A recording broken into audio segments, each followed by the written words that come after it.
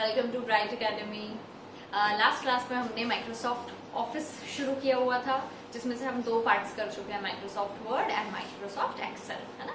ये 2 पार्ट्स हो गए। वर्ड हम यूज करते हैं डॉक्यूमेंट डिजाइनिंग के लिए, तो उसके लिए हमें फॉन्ट एंड फॉर्मेटिंग ये पढ़ना जरूरी होता है। नेक्स्ट क्लास हमने की थी एक्सेल की।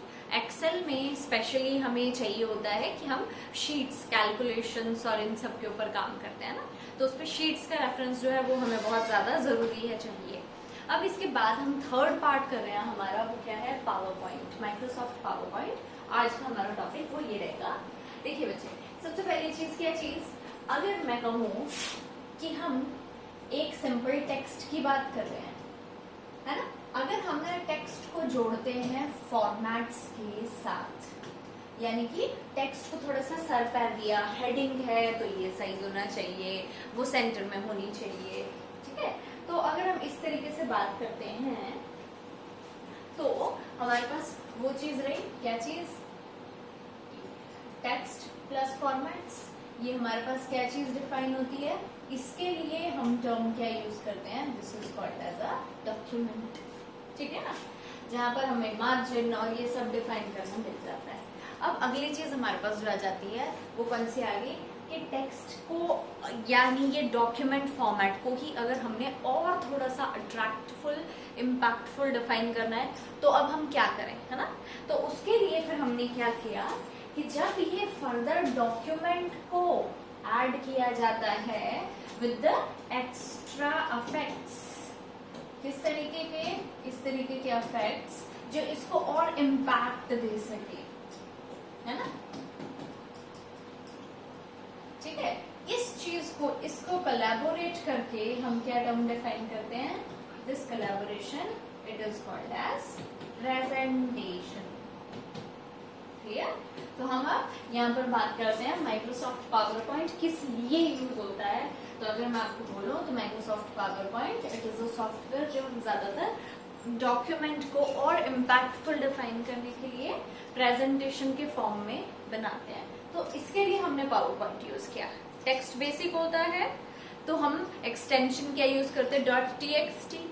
जब हमने उसको थोड़ा सा सरकार डिफाइन किया विद द फॉर्मेट्स, तो क्या डिफाइन हो गया डॉक्यूमेंट, क्या एक्सटेंशन यूज करते हैं, .doc, वर्ड में बनी हुई फाइल्स की एक्सटेंशन है। अब ऐसे ही अगर हम लास्ट आ जाते हैं पावर पॉइंट में ना, तो अब हमारे पास अगर पावर पॉइंट है, ये देखो मैंने स्क्रीनशॉट में लिया हुआ है, अगर हम कोई भी पावर पॉइंट में फाइल सेव करें तो हमारे पास एक्सटेंशन क्या आ जाती है, .ppt या फिर pptx, क्लियर हो, ठीक है। चलिए सबसे पहले मैं फिर से शुरू कर रही हूँ। मैंने एक बेसिक सी आउटलुक है, उसके लिए मैंने ये स्पेशली एक आउटपुट सी दी हुई है, क्लियर। मैं थोड़ा सा इसको क्लियर कर रही हूँ, ठीक है। स्टार्टिंग विद सबसे पहली चीज, अगेन मैं फिर से रिवाइज करवा रही हूँ, बार्स, सबसे पहली बार टाइटल बार, दूसरा मेन्यू, तीसरा टूल, TMT, ये हमने वैसे का वैसे याद रखना है। बाय डिफॉल्ट टाइटल क्या चीज, बाई चांस अगर हम सेव ना करें, देखो मैंने इसका नाम दिया हुआ है तो इसीलिए यहाँ पर मेरे पास स्क्रीनशॉट में ये नेम आ रहा है। सपोज अगर हम यहाँ पर बाय डिफॉल्ट की बात करते हैं, तो बाय डिफॉल्ट जो टाइटल होता है वो क्या होता है, जो हमने फाइल डिफाइन की हुई है, क्या चीज, प्रेजेंटेशन डिफाइन करते हैं, तो बाय डिफॉल्ट टाइटल क्या होता है, प्रेजेंटेशन 1। ऐसे ही दूसरी कोई फाइल होती तो 2, तीसरी कोई फाइल होती तो 3 एंड सो ऑन, ठीक है। ये हमारे पास आता है। फिलहाल जो मैंने नेम दिया हुआ था वो था पावर पॉइंट, तो वो पावर पॉइंट से सेव्ड है मेरी फाइल टाइटल। और दूसरा इसके जो मेन पार्ट होता है that is the 3 button, close, maximize and minimize. क्या बोलते हैं हम इनको, these are referred as window buttons, ठीक है ना, ये विंडो बटन्स की तरह काम करते हैं। इसके नीचे इमीडिएटली क्या होती है, हमारी मेन्यू बार होती है ना। अब यहाँ पर मैं अभी आगे जाकर आपको बताऊंगी कि हमारे बहुत ज्यादा बड़े क्वेश्चंस नहीं है अगर हम माइक्रोसॉफ्ट पावर पॉइंट की बात करें, है ना, लेकिन फिर भी हमारे पास उसकी अट्रैक्टफुल, इम्पैक्टफुल पोजीशन को डिफाइन करने के लिए हमें 2-3 मेन्यूज जो है वो यहाँ पर बहुत गौर से देखने होते हैं। देन इसके बाद देखो हमारे पास क्या आ जाता है, इसके बाद हमारे पास ये आ जाती है आउटव्यू, यानी जो हमारा मेन वर्किंग एरिया होता है। और हमारा जो वर्किंग एरिया होता है 2 पार्ट्स में डिवाइडेड होता है।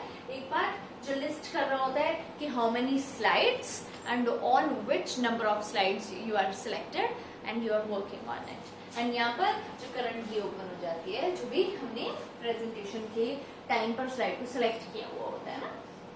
और लास्ट में हमारे पास आ जाती है ये बॉटम मोस्ट बार है, इसको क्या बोल देते हैं हम, it is called as status bar, है ना। ये बॉटम मोस्ट रहती है।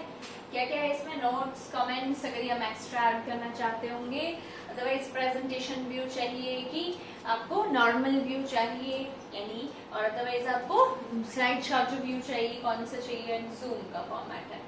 एक और बात है स्टूडेंट्स, ये भी हमेशा याद रखना, ये चीज भी काफी एग्जाम्स में पूछी जाती है कि what is this, which is the range of the zoom. मैंने अगर डॉक्यूमेंट्स में आपको करवाया होगा माइक्रोसॉफ्ट वर्ड में तो भी सही है, अगर वहां नहीं है, स्किप हो गया है, तो यहाँ पर भी याद रखना व्हाट इज दिस, ये minimum zoom in zoom out करते हैं ना, तो इसकी हमेशा रेंज कितनी होती है, छोटी से लेकर बड़ी तक। जैसे अभी आप देख रहे हो तो यहाँ पर 45% आ रहा है ना, ये मेरा सिलेक्टेड साइज था। तो अगर हम वैसे बात करें तो मिनिमम जूम का साइज क्या होता है 10 एंड मैक्सिमम अप टू 500। तो 10 to 500%, ये जो होता है ये हमारा ना जूम का साइज होता है इन एनीवेयर माइक्रोसॉफ्ट ऑफिस में, वो बेशक पावर पॉइंट हो या वो बेशक एक्सेल हो। अब लेकिन क्या चीज रही, ये अगर साइज की मैं बात करूं तो इट इज डेफिनेटली कब, जब हम 2007 और अबव वर्जन की बात करते हैं तब। अगर हम पुराने वर्जन्स कौन से, अप टू 2003 तक, अगर हम वहां पे बात करते थे तो ये साइज कितना होता था, 10 से लेकर 400% ओनली। क्लियर है स्टूडेंट्स, ठीक है। तो ये हमारे पास आ जाता है जो हमारा साइज है, यानी बाय डिफॉल्ट रेफरेंस जो आता है ना हमारा, वो जूम है। क्लियर। अब अगली चीज पे चलते हैं, नेक्स्ट स्लाइड में देखिए मैंने क्या चीज, एक छोटी सी इंट्रोडक्शन दी हुई है जो मैंने अभी तक बताया। Microsoft PowerPoint क्या चीज है, it is a software product used to perform computer based presentation. There are various circumstances in which the presentation is made. For example, teaching in a class, introduction to a product, explaining in an organizational structure. File formats क्या चीज, PPT, X या PPT। अब कौन कहाँ use होता है तो देखो उसके लिए स्पेशली ये चीज डिफाइन हुई। अगर PPT फॉर्मेट यूज होता था तो ये फ्रॉम माइक्रोसॉफ्ट ऑफिस 97 to 2003 तक ये जितने भी वर्जन्स रहते थे, पुराने वर्जन्स होते थे बाइनरी फॉर्मेट्स और इमेजेस के साथ डिफाइन। दूसरा पीपीटी एक्स जो है हमारी, ये एक्सटेंशंस जो है ये ज्यादातर एक्स देखो क्यों हुआ था, ये 2007 में अपग्रेड किया गया था वर्जन को, 2007 एंड ऑनवर्ड्स। इनमें अपग्रेडेशन क्या हुई थी कि ज्यादातर इमेजेस फॉर्मेट्स, ग्राफिक फॉर्मेट्स को थोड़ा और अलाउ करना, जो थर्ड तक 2003 तक नहीं हो रहा था, यानी 2003 तक अवेलेबल नहीं था। उसके लिए XML, ये क्या है, ये एक्सटेंडेड मार्कअप लैंग्वेज, इस तरीके से आप बोल सकते हैं। यानी एक लैंग्वेज है that is a programming language जिसको यूज करके मॉडिफाई किया गया in the structure of in the software background actually. तो उसकी वजह से ना ये XML लैंग्वेज की वजह से ना लास्ट में X को यूज किया जाता है। क्लियर।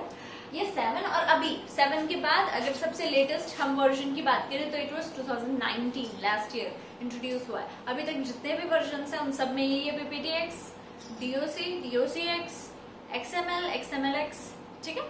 तो सॉरी XLS, XLSX है ना, ये हमारे पास आ जाते हैं एक्सेल की extensions.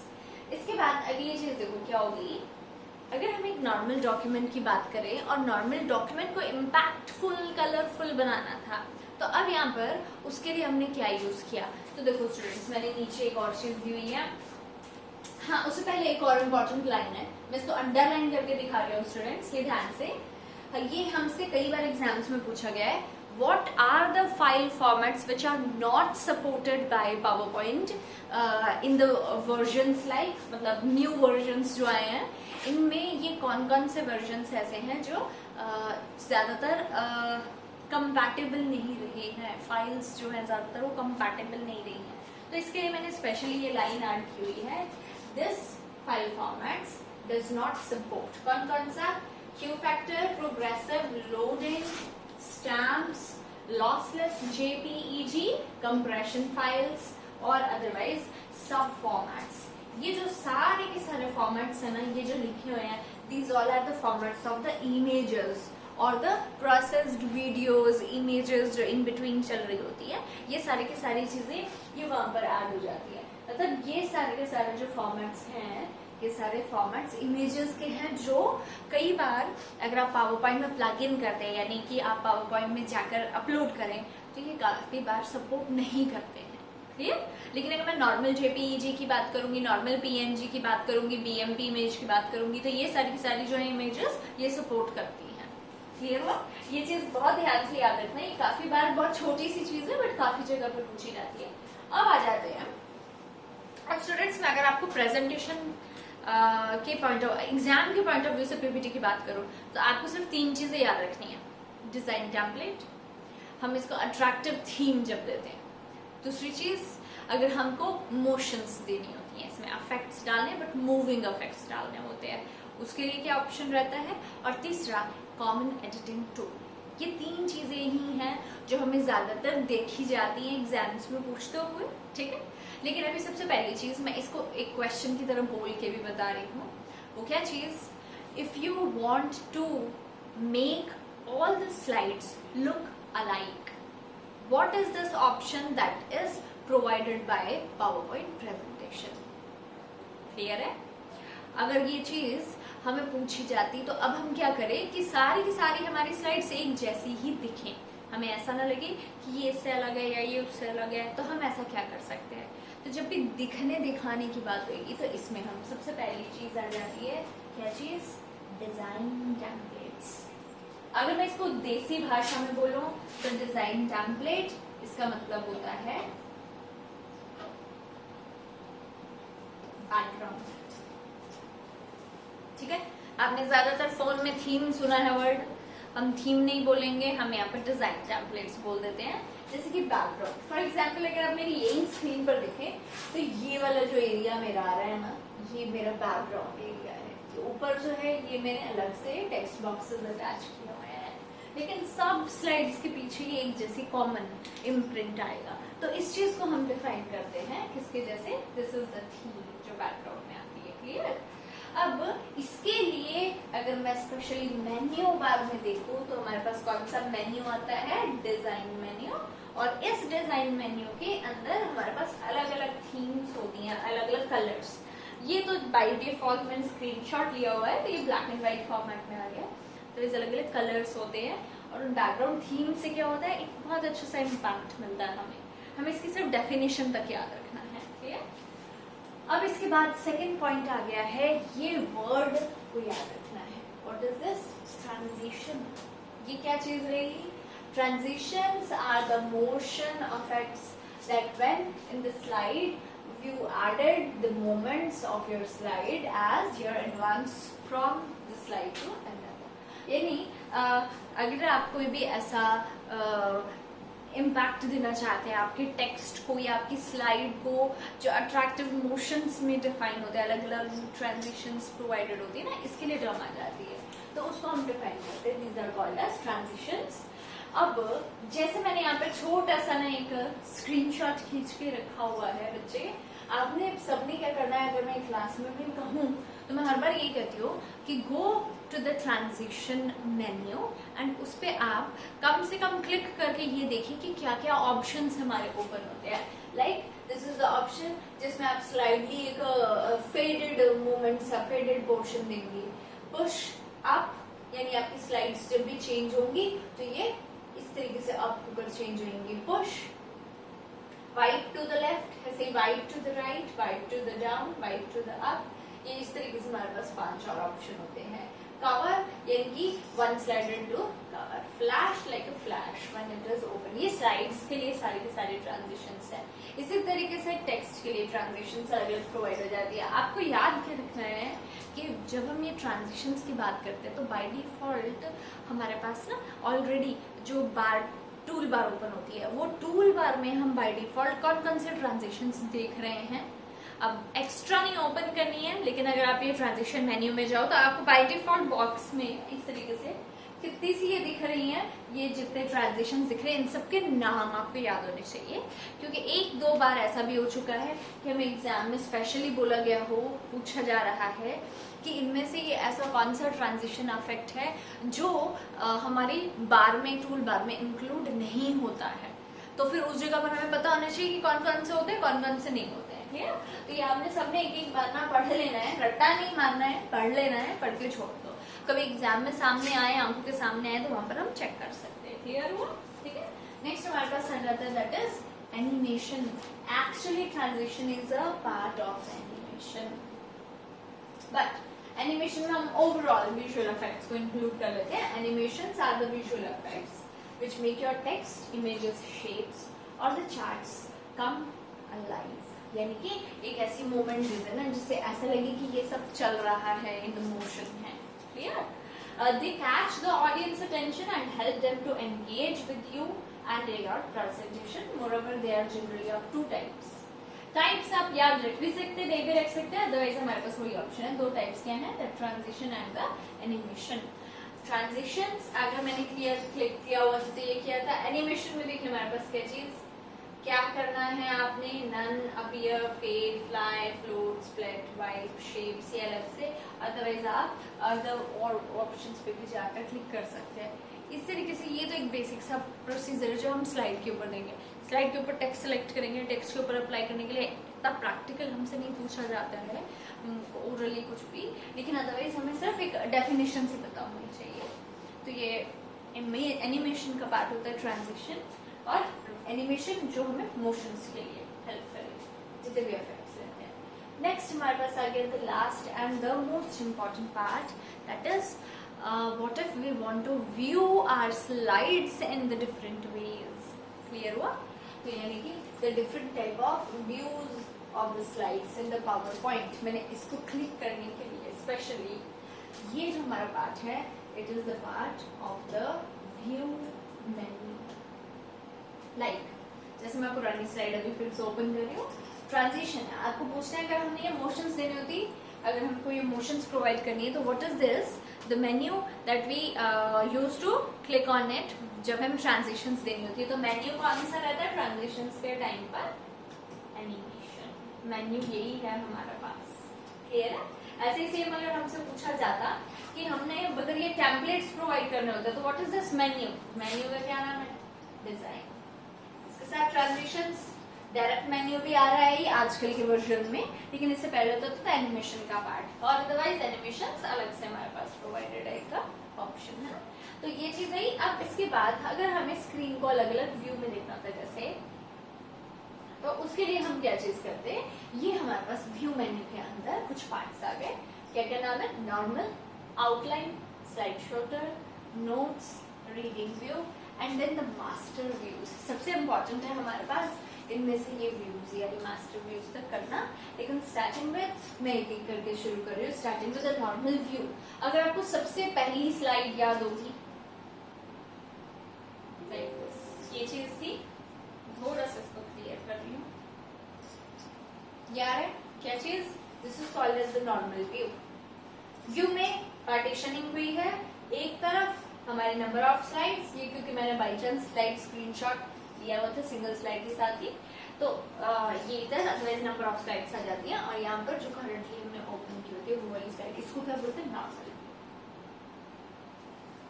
Normal view is the main editing view which is used to write and design a presentation. The view has three working areas. On the left, the tab that alternate between the an outline outside outline of the slide text or otherwise outline tab, यानी कि जो switching हो जाती है हमारी slides या उसके बाहर कई बार क्लिक करने के लिए, and slides displayed as the thumbnail slide tab, छोटी छोटी करके दिखनी है थंबनेल की तरह। On the right the slide panel which display a large view of the current slide, and on the bottom the notes pane।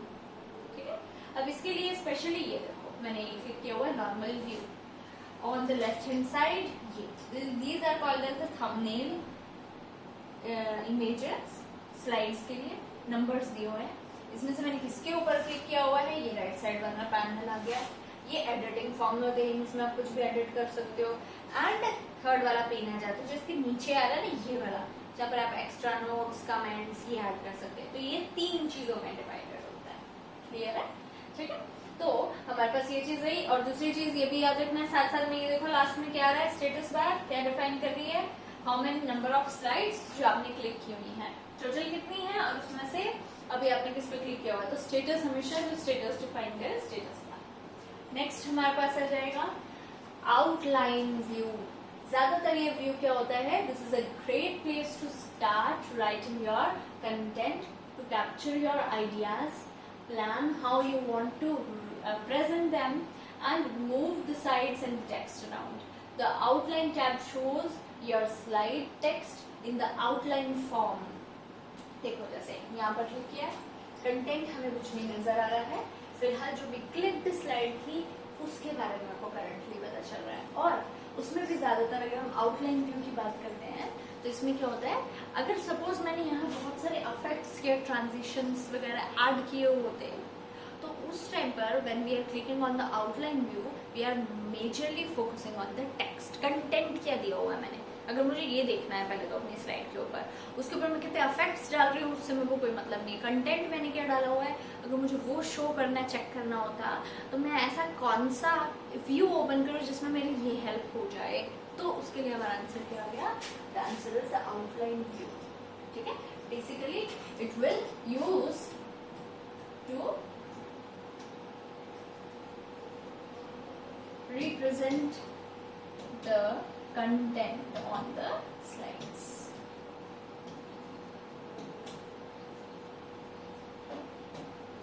Clear हुआ? तो ये हमारे पास आ जाता है हमारा जो आउटलाइन व्यू होता है। क्लियर हुआ? डायरेक्ट इसके बारे में काफी बार मैं पढ़ा भी रही होती हूँ तो इन बिटवीन शायद आपके दिमाग में भी आ रहा होगा कि क्वेश्चन कैसा आता है मैम, क्वेश्चन कैसा आता है ना। तो इसका क्वेश्चन डायरेक्टली यही होता है कि हमसे व्यूज के बारे में ना अलग से डेफिनेशन के फॉर्म में डायरेक्टली पूछा जाता है कि व्हाट इज दिस व्यू, जहाँ पर ये ऑप्शन रहेगा, व्हाट इज दिस व्यू जहाँ पर ये ऑप्शन रहता है। इस तरीके से होता है व्हाट इज दिस व्यू जहाँ पर हमें कंटेंट को बेसिकली फोरमोस्ट प्रायोरिटी के साथ दिखाया जाता है और इफेक्ट्स वगैरह जो होते हैं वो थोड़े से सप्रेस कर दिए जाते हैं। क्लियर हो? नेक्स्ट हमारे पास आ जाता है again very much asked question, फिर से ही द स्लाइड शॉर्टर व्यू। अगर मैं आपको बोल रही थी ये देखो यहाँ पर भी हमारे पास क्लिक किया गया है ये वाला व्यू है ना, अगर मैंने सेलेक्ट किया है देखो यहाँ से मैंने सेलेक्ट किया हुआ है यहाँ क्लिक करने से, और अदरवाइज अल्टरनेटिवली हमारे पास स्टेटस बार में अपने आप ही शो हो रहा होता है। तो इसमें क्या हो रहा है, ऑल द स्लाइड्स बिकम छोटा एंड छोटा एंड छोटा। अब क्वेश्चन किस तरीके से पूछते हैं, you want to view the maximum number of slides और all the slides to be viewed on a single screen. एक ही स्क्रीन के ऊपर आप एक से ज्यादा स्लाइड्स को शो ओपन करना चाहते हो तो आपके पास क्या ऐसा ऑल्टरनेटिव है जो आप यूज कर सकते हैं। हमारा आंसर क्या होता है, स्लाइड शॉर्टर व्यू। दूसरा क्वेश्चन कई बार होता है what if we want to rearrange our slides and somehow your, आपके पास कुछ गलत इंसर्ट वगैरह हो गया ऊपर नीचे, आप उसको रीअरेंज करना चाहते हैं तब भी स्लाइड शॉर्टर व्यू हमें बहुत अच्छा हेल्प करता है, नहीं तो नॉर्मल व्यू में भी ये चीज की जा सकती है। क्लियर हो गया? नेक्स्ट हमारे पास आ जाता है रीडिंग व्यू। ये view again it is basically view जो रीड आउट करने के लिए है, यानी कि बैकग्राउंड बुकग्राउंड सब कुछ देखो क्या कर दिया, हटा दिया है, मेन्यू वेन्यू सब उड़ा दिया है। बेसिकली क्या होता है, स्लाइड ओपन हो रही है और स्लाइड के ऊपर का कंटेंट ओपन हो रहा है ना। हाँ, आउटलाइन फिर जैसा ही कह लीजिए रीडिंग व्यू भी रहता है, लेकिन आउटलाइन उसके एक उभार सा रहता है। रीडिंग इज अ बेसिक सा व्यू जिसमें हम ज्यादातर reading view it use to represent deliver your presentation not an audience via a large screen but instead someone viewing on the presentation their own computer or otherwise reading format के हिसाब से थोड़ा सा change हो जाएगा, एक basic सी outline view आ जाता है इस तरीके से। ठीक है, फुल स्क्रीन पर सिर्फ हमें टेक्स्ट दिखाई देता था। नेक्स्ट हमारे पास आ जाता है नोट्स का view. If you want to add the extra notes, जैसे कि ये मैंने क्लिक किया है, सपोज जैसे आप चाह रहे थे कि प्रेजेंटेशन है, पीपीटी है, कई बार हमें कम जगह मिलती है, हमें लिमिटेड सा एरिया मिलता है लिखने को, और आपके दिमाग में कोई और पॉइंट्स थे कि आप एक्स्ट्रा ऐड करके लिखना चाहते हैं, तो हम किसके ऊपर क्लिक कर देते हैं, नोट्स के व्यू के ऊपर। हमारे पास एक डॉक्यूमेंट फॉर्मेट में पेज ओपन हो जाता है, जो भी आपने स्लाइड में ऐड करना है वो हम ये वाले एरिया में यहाँ पर लिख लेते हैं। Clear?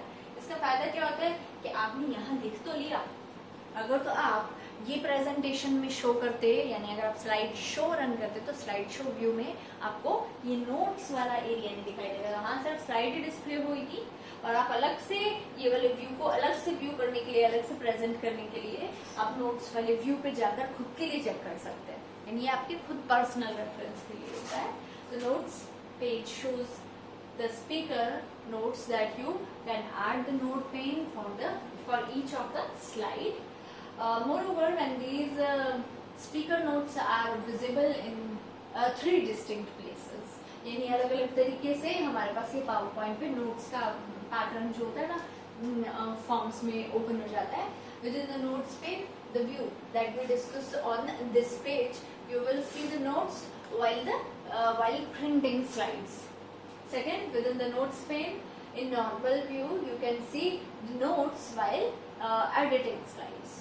Within the notes area of the presenter view, you see the notes while presenting the slides, but not in the slideshow view. यानी आप ये जो notes का access है ना, आपने extra notes add किए हुए हैं, ये हम कौन कौन से व्यू में देख सकते हैं, तो उसके लिए इन्होंने कहा हुआ है कि ये नोट्स पेन, या तो अगर आपने नोट्स वाला पेन यानी नोट्स पेन को यहाँ पर क्लिक करके ओपन किया है, अदरवाइज ये नॉर्मल व्यू में भी ऐड हो जाते हैं। नॉर्मल व्यू में कैसे?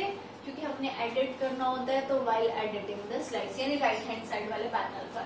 और किस में दिखता है? प्रेजेंटर व्यू में भी हमें ये वाली चीज दिखाई देता है। क्लियर? प्रेजेंटर व्यू यहाँ पर ये हमारे पास क्लिक करने के लिए ऑप्शन रहता है ना, तो इसमें से जो प्रेजेंटर व्यू है यानी यूजर के लिए प्रेजेंट कर रहा है जो व्यू होता है ना, उसमें भी हम ये वाली चीज देख सकते हैं। तो 3 जगह पर हम हमारे नोट्स को अवेलेबल देखते हैं, लेकिन कहाँ पर नहीं?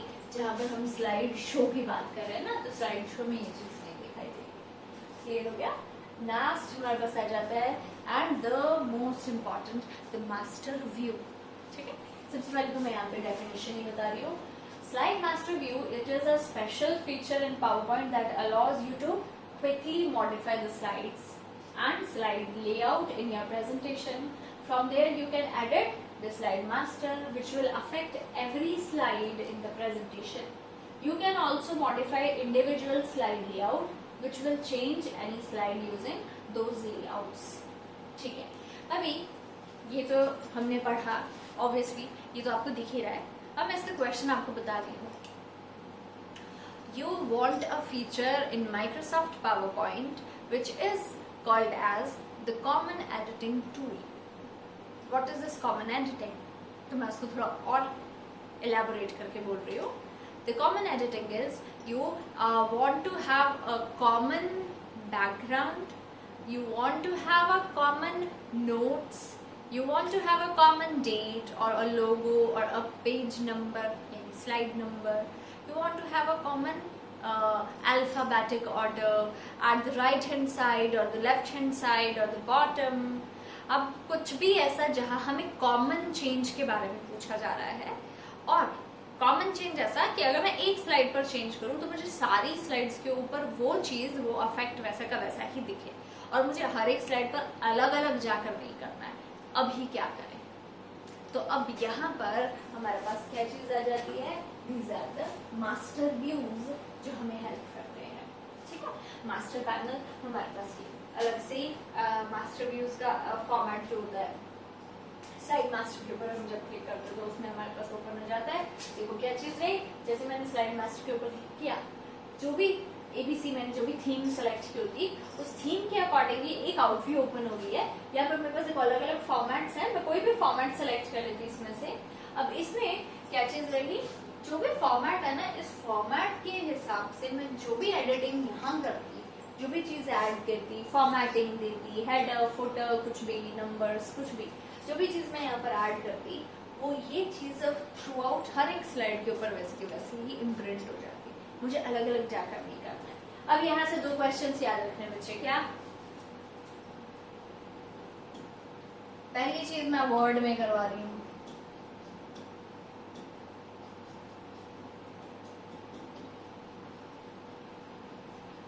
अगर तो हमको वर्ड में पूछा जाता था कॉमन एडिटिंग टूल, तो हमारा आंसर होता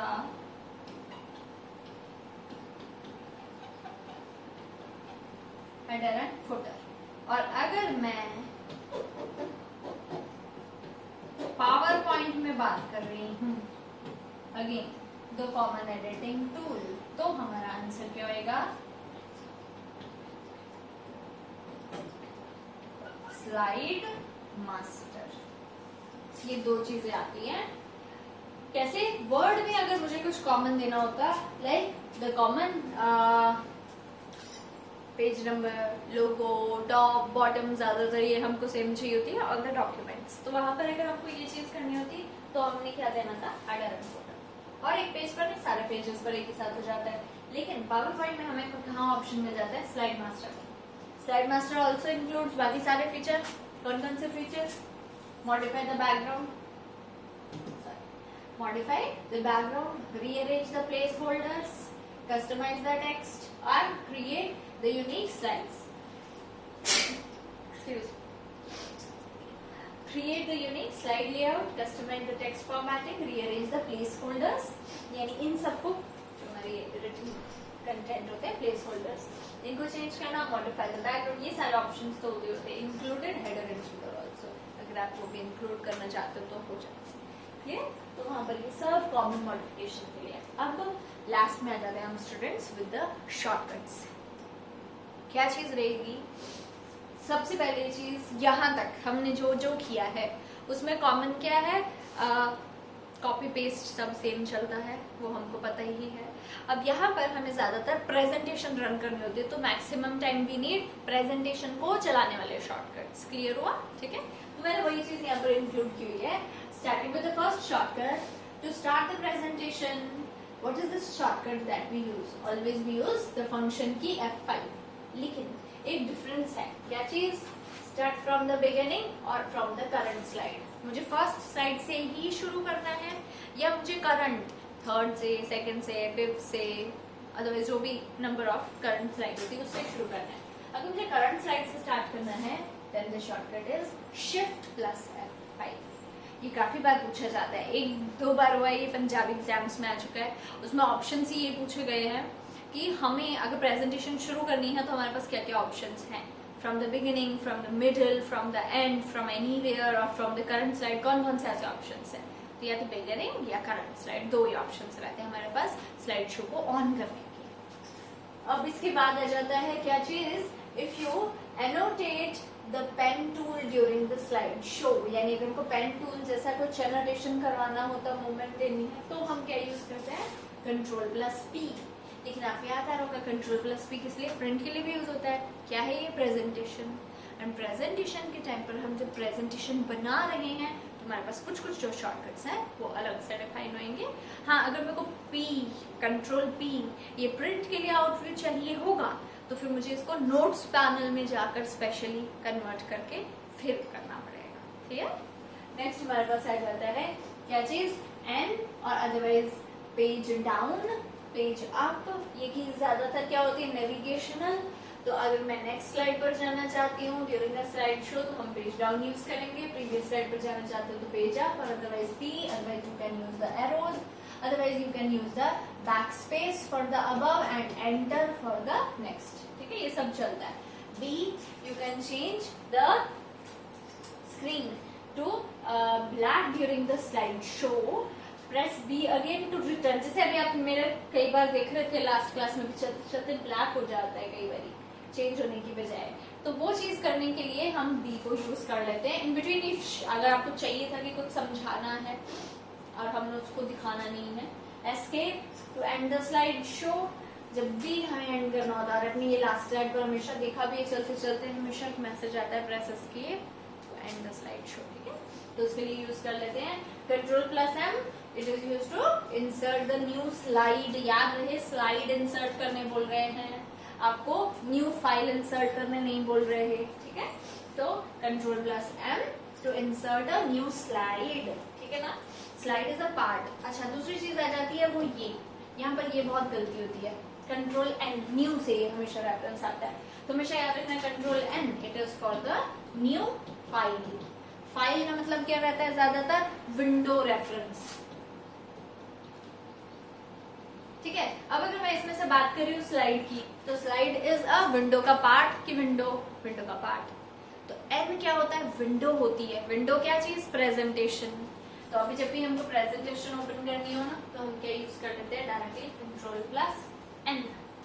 अगर हमको स्लाइड ओपन करनी है तो इट इज अ पार्ट, तो क्या यूज करेंगे, control plus M. Next, if you want to duplicate the selected slide, मैंने जो जो फॉर्मेट्स रखे हुए थे, जैसे मैंने ये जितनी भी स्लाइड्स मैंने ये बनाई हैं, इन सब को मुझे एज इट इज वही डुप्लीकेटेड फॉर्मेट चाहिए थे। जैसे मैंने ये ऊपर अकेडमी का पैम्फलेट सा एडवर्टाइजमेंट नोट्स का ऐड किया हुआ है, ये भी मुझे हर स्लाइड में चाहिए। तो मैंने अगर सिंपली इंसर्ट किया हुआ था न्यू स्लाइड को, तो ये कुछ भी नहीं आता है। तो मुझे as it is same structure चाहिए, तो फिर मैंने क्या किया हुआ है, हर एक स्लाइड कंट्रोल प्लस डी। हाँ, कुछ का नहीं चलेगा तो आप कंट्रोल शिफ्ट डी यूज कर लेना, क्योंकि लैपटॉप्स में थोड़े से सेटिंग्स चेंज हो रहे हैं। कोई भी शॉर्टकट अगर आपका ऐसे डायरेक्ट नहीं चल रहा तो आप उसको शिफ्ट के साथ यूज करके देख लीजिए, या फिर अगर कोई फंक्शन की का शॉर्टकट होता है तो आप उसको FN की को प्रेस करके साथ में कंट्रोल F4 है, लाइक आपको नहीं चल रहा है तो आप कंट्रोल FN F4 ये चीज प्रेस करके देख लीजिए। क्लियर? तो control D, otherwise control shift D, duplicate slide open करने के लिए, home to open the first slide always, ठीक है, and for the moment go to the last slide. Again page up and page down repeat हो गया हुआ है, next slide repeat slide, ठीक है। ये हमारे पास आ गया, देखो आ रहा है end of the slide show, click to the exit. Exit करने के लिए क्या यूज करते हैं हम ज्यादातर, एस्केप। क्लियर हो गया? ये हमारे पास क्या आ गए, हमारे प्रेजेंटेशन और अदरवाइज उसका जो पार्ट रहता है, यानी हमारे प्रेजेंटेशन और उसका फॉर्मेट। अभी भी मैं आपको प्रेजेंटेशन फॉर्मेट में ही पढ़ा रही हूँ। ओके स्टूडेंट्स, ये हमारे पास क्या रहा, पावर पॉइंट। मैं फिर से एक बैकअप सा फीडबैक दे रही हूँ। क्या चीज हमें याद रखनी है, design template, transitions, animation. Definition के तौर पर 3 चीजें, power point by default extension जो हम यूज करते हैं, एंड लास्ट अलग अलग टाइप के नोट्स, व्यूज, है ना।